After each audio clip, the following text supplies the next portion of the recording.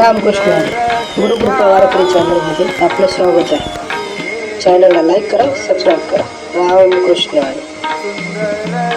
लागला आपलं प्रत्येक जण त्याच्यातच मार काही बदल नाही. आमच्या गेवराली घटना घडली आता आमच्या जिल्ह्यात. एक नवरा गंभीर मारत असा मोबाईल पाहता पाहता दुसऱ्याच बाईच्या घरात गेला. त्याचं घरच चुकलं, त्याला मिळच नाही. मोबाईल पाहता पाहता इकडे बघा तुम्ही, पाहता पाहता दुसऱ्याच घरात गेला. बरं जाऊ दे, त्याचं चुकलं, तो गेला बुवा. दुसऱ्या बाई, त्या बाईनं तरी बघायचं ना, ती मोबाईलच खेळत होती. तिचं आपलं मैत्रिणी चाललो 300 रुपये राहिले बचत गटाची, उद्या देते 200 तुला टाकते, परवा याला देते. ती आपली मेसेज करत होती. तिला वाटलं आपल्या घरात दुसरा कोण येणार, नवराच्या. तिने पाण्यास तांब्या भरून दिला. याला वाटलं तांब्या आला म्हणजे आपलंच घर. हा सोफ्यावर बसला, याला मिळ नाही, तिला मिळ नाही. त्या उड्यात तिचा ओरिजिनल नवरा आला घरा. आता खरी गंमत इकडे बघा, इकडे बघा, ओरिजिनल जे आलतं का ते पण मोबाईलच खेळत होतं. त्याला वाटलं दुसरी जोडी बसलेली, निघालं बाहेर. किती वाईट झालं महाराज, फार कठीण आहे महाराज. हसण्यासाठी सांगितलं पुत्र. आता फार महत्वाचं वाक्य बघा हे, आपल्या लेकरासाठी जागे राहा. लेकरांना धिंगाणा घालू द्या, पण त्याला मंदिरात आणा, त्याला कीर्तनात आणा, त्याला इथं बसू द्या. त्याचं कारण आता ते लहानच आहे, त्याला तुम्ही काही करू शकत नाही. नाचू द्या, त्यांना कीर्तनात आलं पाहिजे. ते जर आता आलं तर तरुणपणात येईल, नाही तर मग ते परत येत नाही. बघा इकडे बघा, बालपणात आपल्या लेकरासाठी जागा असलं पाहिजे. प्रत्येक माता पित्याला माझी प्रार्थना आहे, जागं राहणं फार गरजेचं आहे. मोठं संकट आलं आपल्यावरती. केतन, किंग, टायगर, वजीर, बाबा, हिरा, गोवा याचं नाही आता. ब्रिस्टॉल, सिगरेट फिगरेट याचं नाही आता. आता संकट एकच आहे, मोबाईल. सध्या एकच संकट आहे आपल्यावर, सोशल मीडिया. प्रत्येक पोराच्या हातात मोबाईल आहे, पहिलीच्या लेकराच्या हातात मोबाईल आहे. मोठं संकट आलं, कुणाला तरी बोलावं लागेल, घरामध्ये तयार करावं लागेल. आमच्या नेवासा तालुक्यात एक गाव आहे, त्या गावाला माझं कीर्तन घेतलं साहेब. तर त्या गावात नियम असा आहे की संध्याकाळच्या 5 वाजल्यापासून ते सकाळी 10 वाजेपर्यंत कुणीच मोबाईल बघायचं नाही, कोणत्या लेकरानं बघायचं नाही. याची सुरुवात करावी लागेल. आपल्या पुण्यात तर फार अवघड आहे. कट्ट्यावरती बसून, गावाच्या बाजूला बसून, हायवेला मुलं मोबाईल पाहत बसतात. गेमचे नाद लागलेत. आई पण त्याला नादी लावण्यासाठी मोबाईल देते. नका, प्रत्येक आईला प्रार्थना आहे, त्याच्यात आपली मुलं गुंतून जातील, गेम खेळतील.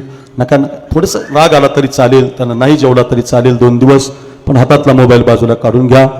पुत्रासाठी जागं राहा, आपल्या मुलासाठी जागं राहा, पुत्रासाठी जागा. म्हणून तर ते कार्यक्रम करत आहेत, म्हणून तर ते समाजाची सेवा करतात.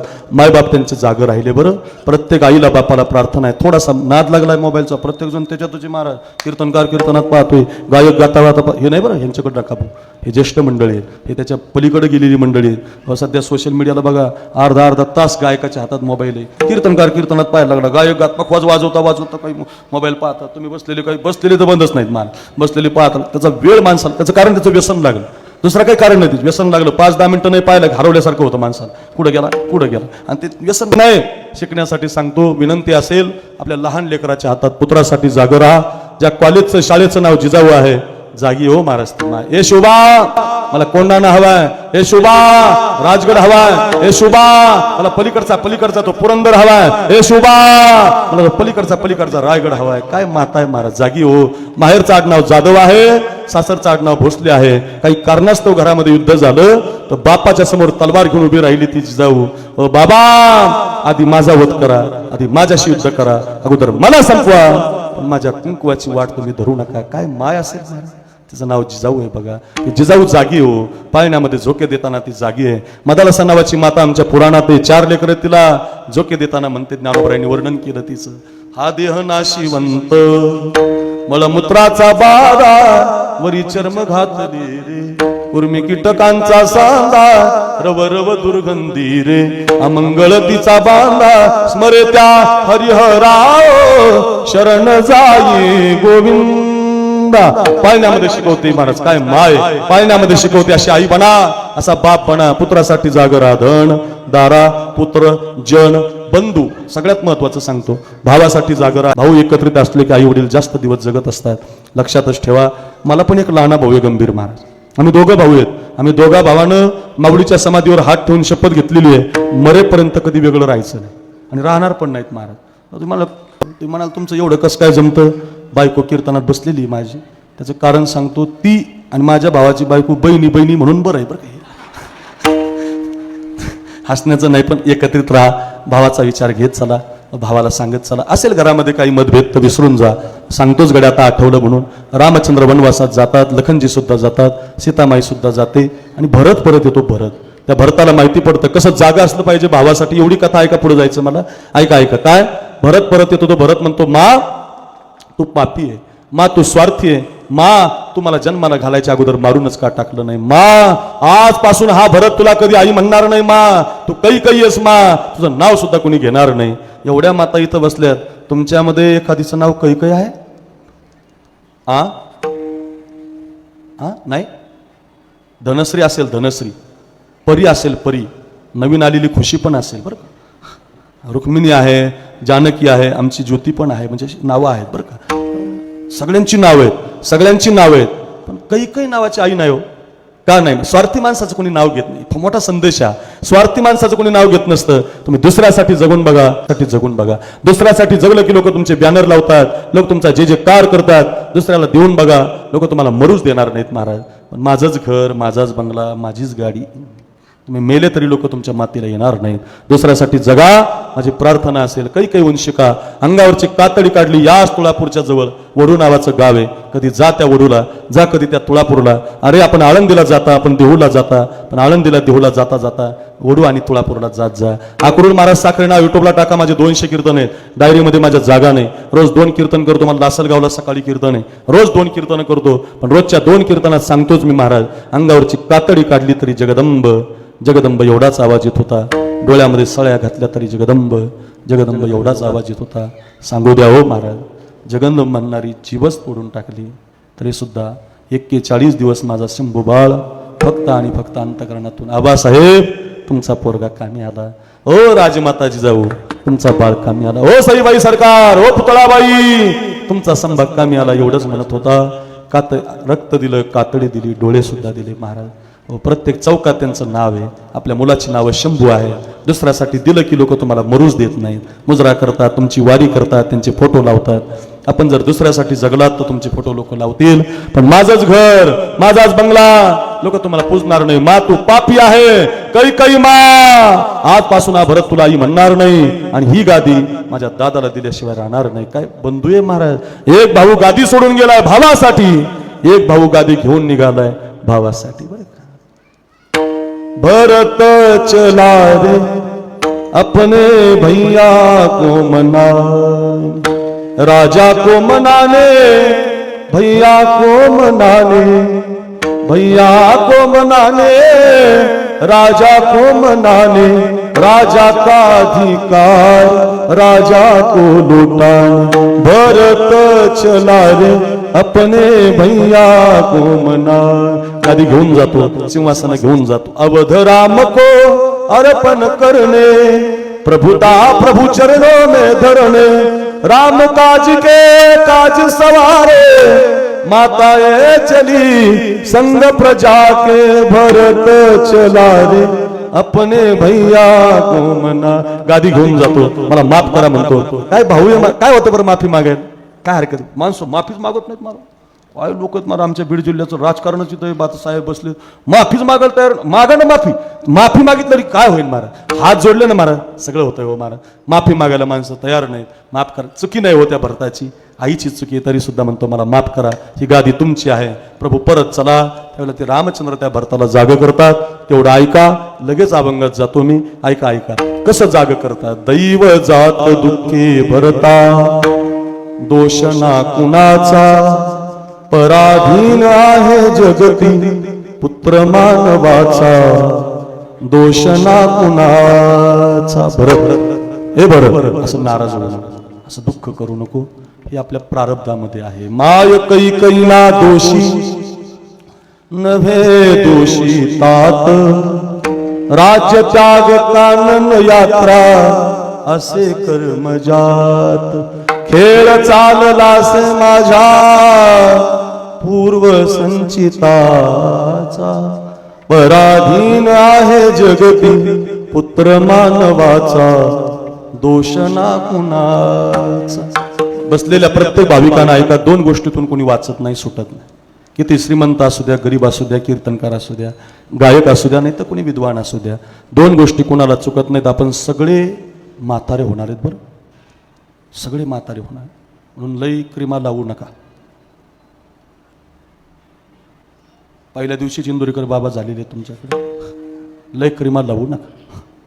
क्रीमा लावायच्या संधी आता काढ फोटो लय फोटोचा काळ आला मार काढ फोटो तिकून फोटो तिकून फोटो काही काही मस्त मिशा ठेवतात सारखे फोटो काढतात भारीतले कपडे घालतात बरं ते नुसते फोटो नाही काढत त्याचे असे मोठाले कटआउट बनवतात आणि हॉलमध्ये लावतात त्याच्या घराचे एकूण एक असा या बाजूने एक असा आपले असे जे कोणी जागे आहेत पाटलांसारखे भाऊराव पाटलांसारखे जिजामातेसारखे आता सांगितलेलं रामचंद्रासारखे मदालसेसारखे असे जे कोणी जागे आहेत त्यांना फळ मिळतं कोणतं फळ मिळतं महाराज आपुलिया हिता जो अशी जागता किंवा असे जो जागता असा जो कोणी जागा आहे आत्ता सांगितलेल्या प्रमाणे मग त्याला गोड फळ मिळतं त्याला धन्यता दिली जात नाही धन्य माता पिता तयाची माय जो जागा आहे लोकांकडून धर्म करून घेतोय लोकांना चांगलं जीवन जो जगतोय धन्य त्याची माय प्रसवली नारायण गाय नारायण ध्याय धन्य त्याची माय प्रसवली धन्य माय व्याली सुकृताची फळ आपल्याला खूप प्रमाणे सांगता येतील मला सांगायचं काय असे जे कोणी जागे आहेत धन्य माता पिता तयाची आपल्या महाराष्ट्रामध्ये आपल्या संस्कृतीमध्ये आपण शिवाजी महाराजांची पूजा करतो आपल्या सप्ताहाच्या मंडपामध्ये आता शिवाजी महाराजांची मूर्ती असते मला आठवतं आमच्या राहुल दादा सस्तेने शिवजयंतीचं कीर्तन माझं मोशीला घेतलं होतं भरपूर असा समाज होता खूप कीर्तनं झालीत महाराष्ट्रात पण रोज एक कथा मी शिवजयंतीच्या माध्यमातून शिवाजी महाराजांच्या माध्यमातून सांगतो आपण एक 5 मिनिटं ऐका फार गोड आहे तानाजी येसाजी कोंडाजी मोरारबाजी माळी कुणबी धनगर मराठा ब्राह्मण मातंग मुस्लिम सगळ्या समाजाला घेतलं बरं राजे हे जरा नीट ऐका मुस्लिम सुद्धा होते मदारी मेहतर नावाचा मुसलमान आहे मोहम्मद सईस नावाचा मुसलमान आहे राजांचं जे स्वराज्य आहे ते सगळ्यांना धरून आहे हो तानाजी पण आहे मुरारबाजी पण आहे येसाजी पण आहे बाजीप्रभू पण आहे सगळ्या समाजाला धरून चाला सगळ्या समाजाला धरून चाललं की मग मानाचा मुजरा होतो आजही माझ्या राजांचं नाव तेवढंच आहे ना तानाजी कोंडाणा हवाय मुरारबाजी पुरंदर हवाय जातो की राज मी जातो राज पलीकडे आवाज आला राज उडवायची राज मी जातो राज पुरं 400 तयार झाली पुणे जिल्ह्यामध्ये भोर तालुका आहे खरी त्याला राजगड नाव दिलं आता त्या भोर तालुक्यामध्ये कधी गेलात तर वेल्हा तालुक्यामध्ये एक रायरेश्वराचं मंदिर आहे हेमाडपंथी मंदिर आहे तिथं 400 पोरं तयार झाली हातामध्ये गुलाल घेतला मुघलशाही आदिलशाही निजामशाही कुतुबशाही 4 सत्ता महाराष्ट्राच्या विरोधात नांदत होत्या आणि माझ्या शहाजी राजाच्या पुराण जिजामातेच्या पुराण बंडावा म्हणला स्वराज्य पाहिजे तानाजी मुरारबाजी येसाजी कोंडाजी ठरलं राज पोरं 400 तयार होते हातामध्ये गुलाल होता बेलभंडार होता आणि 400 पोरं भगवान शंकराच्या पिंडीवरती घुमला एक मावळा गड आणून द्यायला लागला गडाची संख्या 100 झाली हजारावर तुकडी गेली नेताजी पालकर सरस्वती विराजमान झाले महाराष्ट्राला आनंद झाला का गड्यांनो राजा किर झाला शिवबा सिंहासनी बैसला हाती घेऊन भगवा आमच्या आमदार साहेबांच्या कपाला असा गंध आहे लाल महाराज हाती घेऊन भगवा करी स्वराज्याचा मागोबा गड्यांनो राजा किर झाला शिवबा सिंहासनी तुमची चाली बाबा ही पंढरीनाथ महाराजांची चाली फक्त गड्यांनो राजा किर झाला कृष्ण सिंहासनी बैसला तुमचंच घेतलंय बाबांची आहे पण तुमची आमच्यासाठी आम्ही तुम्हाला मानतो तुमच्याकडून घेतली तुम्ही बोधे बाबांना वा अशी गोड चाली की नाही शिवबाराजे सिंहासनावर बसले महाराष्ट्राच्या मातीला आनंद झाला स्वराज्य निर्माण व्हायला लागलं राजावरती एक संकट आलं धन्य माता पिता याच्यासाठी कथा आहे बरं का कथा कशासाठी आहे धन्य माता पिता तयाची एवढी 5 मिनिटं ऐका 1 वर्षभर अक्रूर महाराज साखरे तुमच्या ध्यानात राहील 5 मिनिटं ऐका धन्य कोणती माता धन्य ऐका कोणता बाप धन्य कोणत्या आईला धन्यता एका मायबापासाठी कीर्तन सोहळा आहे 6 वर्ष झाले रोज वेगवेगळे कीर्तनकार येत आहेत छान सांगतायत हसवतायत तुम्हाला प्रबोधन करतायत अभंग शिकवतायत गायकांच्या चालीमध्ये मंत्रमुग्ध होत आहेत कधी आपल्याला 8:45 वाजून गेले कळलं नाही एवढे गोड एक 5 मिनिटं ऐका जास्त वेळ घेतच नाही तुमचा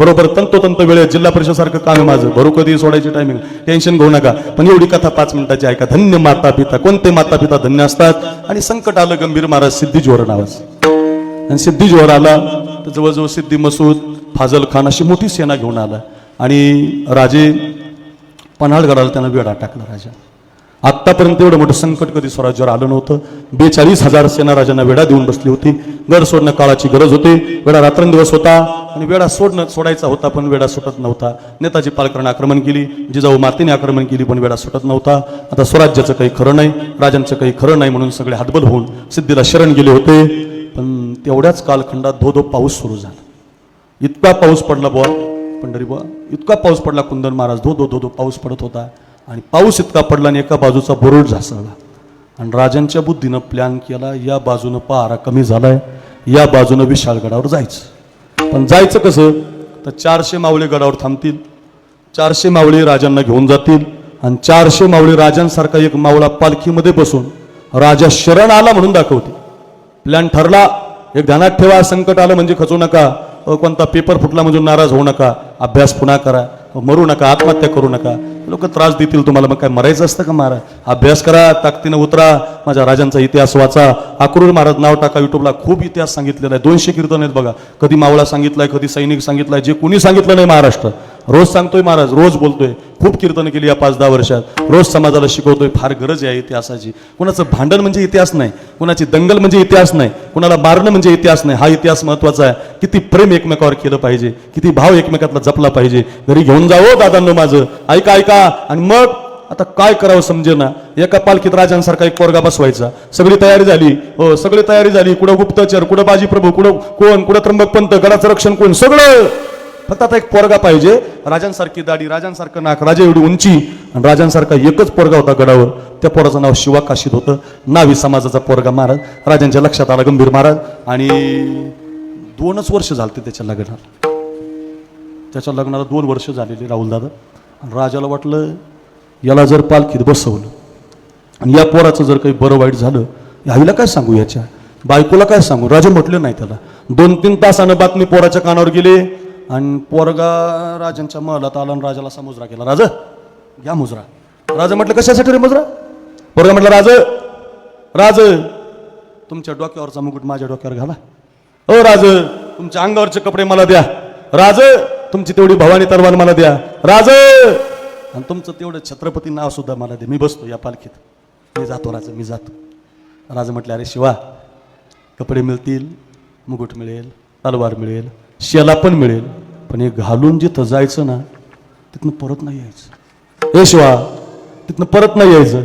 मग पोरगा म्हटलं मग राजा त्याच्यासाठी तर मागतो, असा जर मेलो तर शिवा नावी म्हणून मरेल, पण तुमचे कपडे घालून जर मेलो तर छत्रपती शिवाजी राजा मेला म्हणून मरल राजा. त्यांच्याकडे वातावरण, कुणी म्हणतंय माळी माझा, कुणी म्हणतंय मराठा माझा, कुणी म्हणतंय धनगर माझा, कुणी म्हणतंय येस. अरे फार वाईट झालं महाराज. अरे आपापसात ह्या राजांचं स्वप्न आहे महाराज, हे समाज एकत्रित असावा आणि आपण आपापसात भांडण करतो महाराज.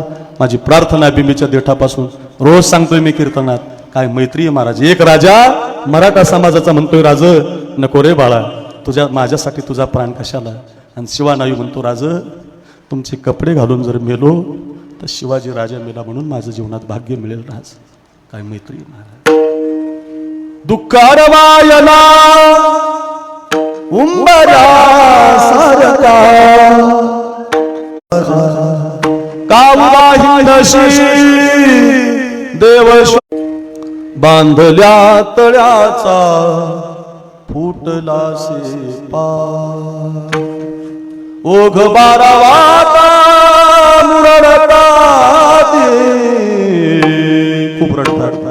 प्रतापराव राजांचे डोळे पुसतात, राजांना सावध करतात. राजे त्याची माती गडावर करतात. ऐका, राजे त्याचा पुतळा सुद्धा उभा करतात. आजही गेलात विशाळगडावर तर शिवा नाव्याचा मस्त भाडा घेऊन पुतळा आहे. त्याची माती केली जाते, त्याचा दहावा सुद्धा केला जातो, त्याचं गंगापूजन सुद्धा केलं जातं. अजून त्याच्या आईला माहिती नाही, अजून त्याच्या बायकोचं कुंकू पुसलं गेलं नाही. 20 दिवस जातात. 20 दिवसानं राजे पत्र पाठवतात. नेमापूर नावाचं गाव आहे, कधी कोकणात गेले तर जाऊन या. त्या नेमापूर नावाच्या गावी पत्र येतं. त्याच्यामध्ये लिहिलेलं असतं, राजाने सांगितलेलं असतं, पाटील उद्या दुपारी आम्ही गावात येत आहोत, तेवढं शिवाच्या आईला निरोप द्या, राजा तुमच्या घरी येणार आहेत. वाऱ्यासारखी बातमी आईला कळते. खूप आनंद होतो. आईला वाटतं बाई राजा येणार म्हटल्यावर माझा पोरगा पण येणार. आईला दुसरं काही आवडत नसतं बरं महाराज. आईला फक्त तिचं बाळ आवडत. महाराज कीर्तन केसरी असू द्या, नाही तर लोक किती मोठं म्हणू द्या, कीर्तन झाल्यावर आईचा फोन येत असतो, तू जेवला का. आईला खूप बाळ आवडत असतं. आईला दुसरं कोण आवडत नसतं महाराज. आईला बाळ आवडत असताना तिला वाटलं बाई 6 महिने झालं माझं लेकरू घरी आलं नाही, ज्या अर्थी राजा येणार म्हटल्यावर माझा पोरगा पण येणार.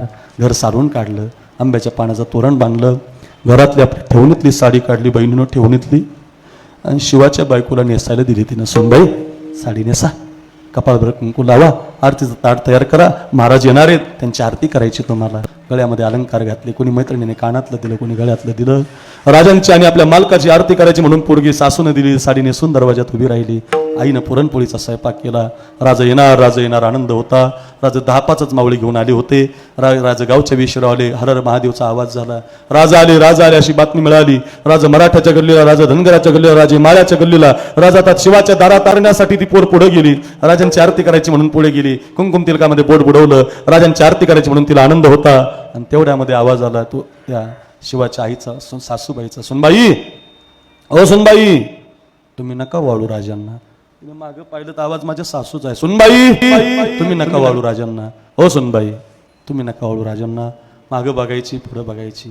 सासूनं तर साडी दिली मला. सासूनच मेकअप करायला लावला. दुसऱ्याच पोरीच्या हातात ताट दिलं. पाय आपटत पोरगी निघून गेली. दुसऱ्याच पोरीने राजांची आरती केली. राजे घरातल्या कांबळीवर येऊन बसले. गुळाचा खडा आणि पाण्याचा तांब्या दिला. पहिला प्रश्न राजाने त्या आईला विचारला, आई, का त्या मुलीला वाळू दिलं नाही? का तिचा अपमान केला? का तिला असं तिला बसवलं बाजूला? वाळू द्यायचं की बिचारी नाची साडी नेसून आली, मेकअप करून आली होती. का बरं अपमान केला तिचा? ती आई म्हटली, राजा ती शिवाची बायको आहे ना, चाललं असतं की मग वाळू द्यायचं की? का तसं केलं? अहो ती शिवाची बायको आहे ना, चाललं असतं की मग वाळू द्यायचं की? राज, एखाद्या विधवा बाईने तुमच्यासारख्या राजांची आरती करू नये. हातातला तांब्याच खाली पडला, गुळ खाली पडला. सांगितलंच नाही मी आईला अजून. या आईला कसं कळलं माझी सून विधवा झाली? कुणी सांगितलं असेल? राजे रडता रडता विचारत होते. हंबरडून रडणारी माय म्हणत होती, राज, तुम्ही गावच्या वेशीला आलात. मला वाटलं माझा पोरगा तुमच्या मागं भाला घेऊन उभा आहे. तुम्ही धनगराच्या गल्लीला आलात, माळ्याच्या गल्लीला आलात, तरी माझा पोरगा दिसला नाही. तुम्ही आमच्या दारात आलात, तरी माझा पोरगा दिसला नाही. त्याची बायको तुम्हाला गंध लावायला आली, तरी माझा पोरगा दिसला नाही. राज, माझ्या पोराची एकच इच्छा होती, तुम्ही आमच्या झोपडीमध्ये यावं. मी तुम्हाला खायला पुरणाची पोळी करावी आणि त्याच्या बायकोनं राजांची आरती करावी. कधी आला की एवढंच सांगायचा, राजा आज पुरणपोळी हजर आहे. बायको त्याच्या आरतीचं ताट घेऊन हजर आहे. माझा पोरगा नाही राज. माझा पोरगा जर असताना राज, तर कुठूनही आज गावात हजर झाला असता. तुमच्या आधी 1 तास येऊन नाचला असता राज गावात. आणि सगळ्या गावात येऊन म्हणला असता, आई राजा आलंय आपल्या घरी, आई राजा आलंय, राज आई आपल्या घरी राजा आलंय, आई राजा आलंय, आई राजा आलंय ग आपल्या घरी. नाचून म्हणला असता, ज्या आरती तुम्ही येता, माझा पोरगा येत नाही, त्या अर्थी माझ्या घरामध्ये पोरगं राहिलं नाही. राजे रडायला लागले. सगळ्या घरामध्ये दुःख झालं. बायकोचे कंकण फोडण्यात आले. काही सोन्यानं चांदीने भरलेली ताटं घरामध्ये आली. तर ती आई म्हटली, राजा नको हे सोनं मला. मग काय देऊ आई तुम्हाला तुमच्या पोरानं माझ्या? ती आई म्हटली, राजा हे असलं सोनं चांदी नको मला. मला एकच द्या राजा. मला पोरगा नाही राहिला ना, एकच द्या राजा. इथून पुढं तुम्ही तेवढं प्रत्येक सणाला माझ्या घरी येत. मुस्लिम राजे म्हटले, आई जोपर्यंत माझ्या हृदयात श्वास आहे तोपर्यंत तुमच्याच हातची पोळी खायला येईल. आईनं सुद्ध्यासाठी गेला. माता म्हणते, आजपासून माझा पोरगा नसला तरी राजा माझा मुलगा आहे. तो कोवाराय म्हणता, धन्य माता पिता